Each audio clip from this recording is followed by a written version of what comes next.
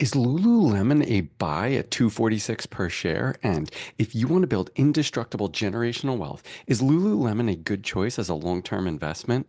The only way to know is via fundamental analysis to find the intrinsic value. I spent the last week putting together a full fundamental analysis of Lululemon based on their recently reported 1Q25 results. Trading at 246 per share, I currently have a buy rating on Lululemon stock. In my research, I discovered 6 things that got me very excited and 7 red flags to watch out for with Lululemon. So what did I discover? What's my value for Lululemon stock? And what is an ideal entry point should you decide to become a Lululemon shareholder? I'm Ken Freeman. I have 20 years of Wall Street experience in investment banking and hedge funds, and I train analysts at the top banks on Wall Street. In this video, I will cover Lululemon's recent results and what everyone is missing, what I think about Lululemon stock and what my analysis uncovered, what Wall Street smart money says and how it can impact your portfolio, and how you can use this information to build wealth and what you must do if you decide to buy. If you're enjoying this, please smash that like button. While Lululemon had a great quarter, profit guidance revised downward caused the stock to drop 20% overnight, which is exactly what put the stock on our radar. Let's cover the red flags first. Lululemon is now sitting on 1.7 billion of unsold gear, 23% more than last year. If people stop buying at the same pace, the company may have to slash prices to clear the racks. Dollar inventory, which was impacted by higher AUC related to tariffs and foreign exchange, increased 23%. When looking at units, inventory increased 16%. Same-store sales in the US, Canada, and Mexico fell 2% year over year last quarter.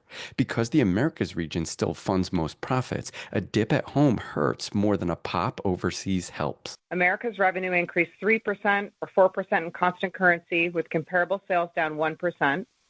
By country, revenue increased 4% or 9% in constant currency in Canada and increased 2% in the U.S. Management just lowered its 2025 EPS guidance by about 50 cents because the new U.S. import taxes are going to raise costs. This is what caused the stock to drop about 20%. That's not good.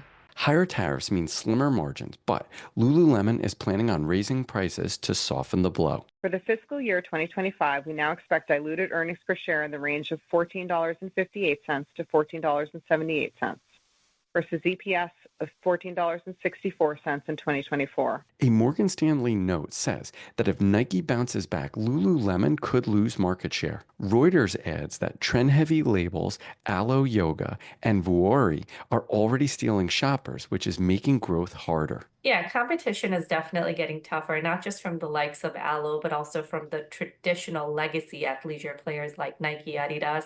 They're all making a big push, especially into women's, and focusing on the same segment that Lululemon sort of made its money on. 40% of its products come from Vietnam and 17% are from Cambodia with no long-term contracts.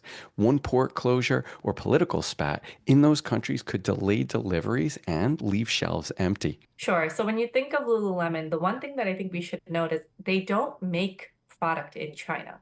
So they do not have product exposure to China. They do source raw material from China, for which there will be some exposure. Management now sees fiscal year 2025 gross margin contracting 110 basis points, which is 0.5% wider than the 60 basis points drop signaled just 3 months ago.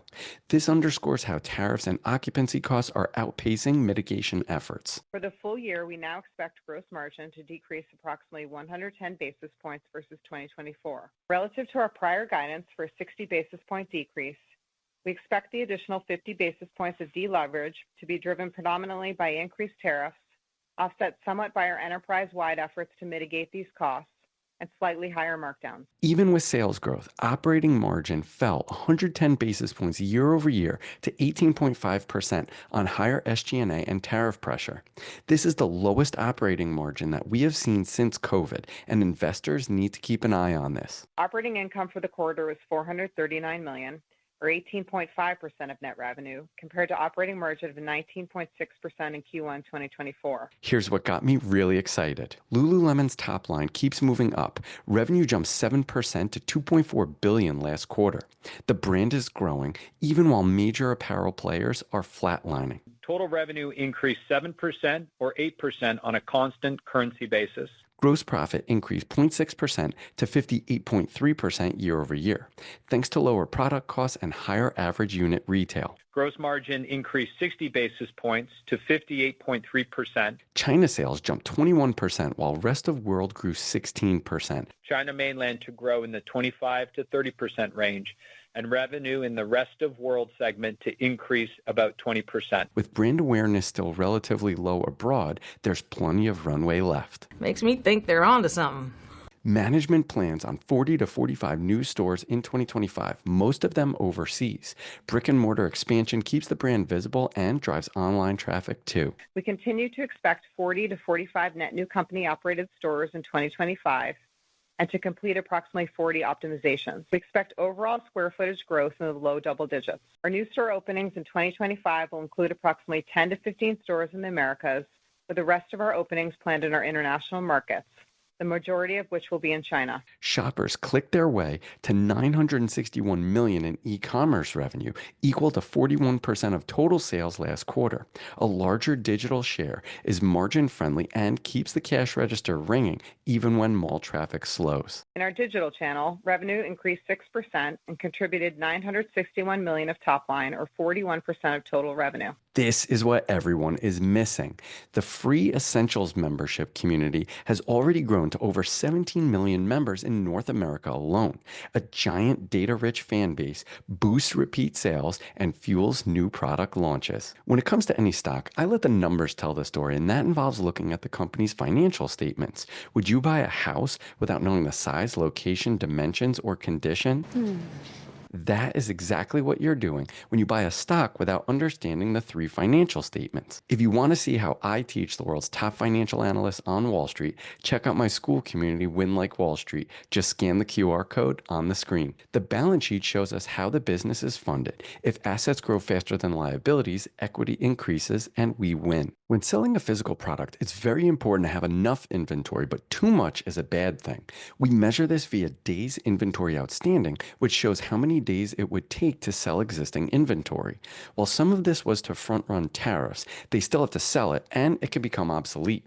Going from a little over 3 months inventory in 2019 to over 5 months in 1Q25 is not a good sign. While the company has no debt, which is incredibly rare, it does have access to a $400 million credit facility if it needs some dry powder. This is in addition to the $1.3 billion in cash and cash equivalents at the end of Q1. Not being burdened by debt while having $1.7 billion of liquidity gives the company massive flexibility to expand or return capital to shareholders. Retained earnings gives us a sense of whether the core equity value of the company is growing and by how much. Lulu has a robust and growing retained earnings, which is a great sign for investors. So what's the takeaway? While we need to keep an eye on inventory, the abundance of liquidity, growing retained earnings, and no debt shows us that Lululemon has a rock-solid balance sheet. The income statement shows us if the company is generating profits. We want to see revenues grow faster than expenses, which will grow profits. The way we determine how effective a company is at generating profit is via margin. Revenues minus expenses equals income. Income over revenues equals margin. If a company has higher revenues and lower expenses, it will have higher margins. If revenues grow faster than expenses, margins will get bigger or expand, which is what we want to see. Despite generating nearly $10.6 billion in revenue in 2024, Lululemon has been growing the top line at a 5-year compound annual growth rate of 21.6%. In 2020, Americas was almost 86% of total revenues, while today it's closer to 75%. Last year, China grew 41%, while rest of world grew 27%. These areas will be the growth engines for the future. While the federal income tax rate is 21%, Lululemon pays significantly higher due to its foreign earnings. The higher taxes reduces net income, which is the primary driver of free cash flow. We will see this next in the cash flow statement. Net income has grown at a slightly higher rate than revenues over the last 5 years. Remember, revenue is what you make, net income is what you keep. Lululemon has been managing costs effectively, which is why we see net income growth outpacing revenues. So what's the takeaway? Revenue and net income growth over 20% is exceptional, and if Lululemon can continue that pace while managing costs effectively and expanding internationally, the future will be bright. The cash flow statement tells us where the cash is generated by the company, and there are three buckets. Operating, which is the cash the company generates internally, investing, which is the cash demanded for long-term growth, and financing, which is the cash the company generates externally. When we add these together, we get the net change in cash. We want to see companies generating cash making this positive, not losing cash, which would make this negative. Over the last 6 years, Lululemon has generated $5.5 billion in free cash flow, with $3.2 billion coming in the last 2 years alone.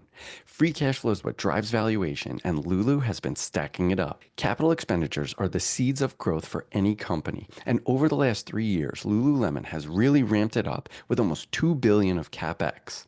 New stores and international expansion will drive future growth moving forward. While the company does not pay a dividend, it has returned over $3.5 billion to shareholders over the last 5 years. $2.2 billion, nearly 63% of the cumulative total, has occurred over the last 2 years. Management still has $1.1 billion of share repurchases authorized, and with the recent stock hit, they continue to buy up shares, which will reduce shares and boost the value of the stock. So what's the takeaway?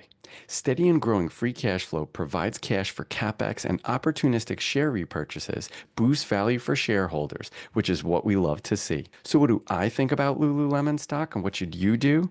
I'll get into that, but first, let's go through my valuation. On Wall Street, we build a discounted cash flow model to measure the intrinsic value of companies. Because companies generate cash flow and we projected the 3 financial statements, we can take these future cash flows, discount them back to today to get a current intrinsic value for the company. We cannot do this type of valuation with crypto, baseball cards, or art because they have no cash flows. If you want to learn how to build financial models like we do on Wall Street, scan the QR code on the screen to join my school community, Win Like Wall Street. Also, you could check out the step-by-step video I did on building a DCF model, which includes an Excel file. The link to that video appears above and is in the description. As you can see on the left, we take specific line items that we projected from the 3 financial statements. We use these line items to calculate free cash flow of the firm, or FCFF. To this, we add a terminal value, which is the value from the end of the model out to infinity, because the company does not stop operating when our model ends in 5 years. We discount these cash flows back to today to get to total enterprise value. To get to equity value, we strip out the debt, we add the cash, we strip out non-controlling interest, we add associate investments. We get an intrinsic equity value of about $36.7 billion. We divide by the current shares outstanding. We get an implied share price of 306 compared to the current share price of 246. That's a 24% discount, which is a buy rating. On Wall Street, if a stock is trading at greater than 20% discount, it's considered a buy because it provides us a margin of safety. I'll give you my thoughts on how to play Lululemon stock later in the video. So what does Wall Street have to say about Lululemon stock? Let's cover that next. And let's get right to it. Wall Street's consensus on Lululemon is moderately bullish, driven by strong international growth and premium pricing power, but tempered by U.S. competitive pressures and inventory risks. Jefferies rates Lululemon underperform, and they reduced their price target to $175 from $200 on margin compression fears. Jefferies says that Lululemon's long-term growth targets look too aggressive as momentum fades and competition intensifies. Morgan Stanley has an equal weight rating, downgraded from overweight, with a price target of $280, cut from a previous price target of $346. Morgan Stanley cited weak America's comps, rising tariff pressure, and waning confidence in near-term U.S. traffic rebound. Needham has a buy rating on Lululemon stock, with a price target of $317 reduced from $366. They said the recent 20% sell-off was overdone relative to a modest guidance cut, and they still see tariffs as transitory and highlight strong balance sheet plus international runway. CapIQ gives me a sense of how other analysts on Wall Street view the company. 33 analysts cover Lululemon on Wall Street. The target price ranges from a low of 175, which is a 29% decrease, to a high of 500, which is a 103% increase. The average is 301, which is a 22% increase. The overall rating on a scale of 1 to 5 is 2.38, which is an outperform rating. You should seek the advice of an investment professional always. I do not know your individual financial situation. This content is meant to educate and is not investment advice. That being said, I personally do not have a position in Lululemon, but the recent pullback has provided us a golden opportunity. If you decide to buy Lululemon, I'll tell you exactly how to build a position, which I'll reveal shortly. The men's business is no longer a sideshow. Men's revenue grew 8% year over year, outpacing women's. This gives Lululemon a whole extra engine of growth beyond yoga pants. And by category, men's revenue increased 8% versus last year, while women's increased 7% and accessories and other grew 8%. Lululemon spent $430 million buying back shares in Q1, and they still have $1.1 billion more approved if they want to keep shrinking the share count. We repurchased 1.36 million shares in Q1 at an average price of $316. Share repurchases remain our preferred method to return cash to shareholders, and we currently have approximately $1.1 billion remaining on our repurchase program. Big repurchases signal management confidence in the stock, and they're a nice way to reward shareholders. That's awesome. Management plans $740 to $760 million in fiscal year 2025 CapEx, much of it for new distribution centers and tech upgrades. We expect capital expenditures to be approximately $740 to $760 million in 2025. This spend relates to investments to support business growth, including a continuation of our multi-year distribution center project, store capital for new locations, relocations and renovations, and technology investments. Faster delivery and extra capacity backstop double-digit store growth abroad. Lululemon hit a 52-week high of 423 in late January 2025, and it's down 42% since then. My model shows a value of 306, which is a 24% discount at current levels. On Wall Street, we buy with a margin of safety of at least 20%, so Lululemon is a buy at current levels, and if you decide to add it to your portfolio, this is what you should do. I'm listening. Decide how much capital you want to allocate to the position. I typically choose 10% as my max, but start small and build over time. Utilize limit buy orders so that you're not chasing the stock. Break your purchases into pieces so that you dollar cost average into the position. Lululemon will be impacted by tariffs, and management has been very open about this, but I think that the stock has been oversold and it will take some time for the tariffs to play out. We have enough of a discount here to take advantage of the overreaction. If you like this and want to see another in-depth stock valuation, check out my Constellation Brands video here or my Alibaba video here. And if you found this valuable, please share this with someone who you think would enjoy this. As always, be relentless.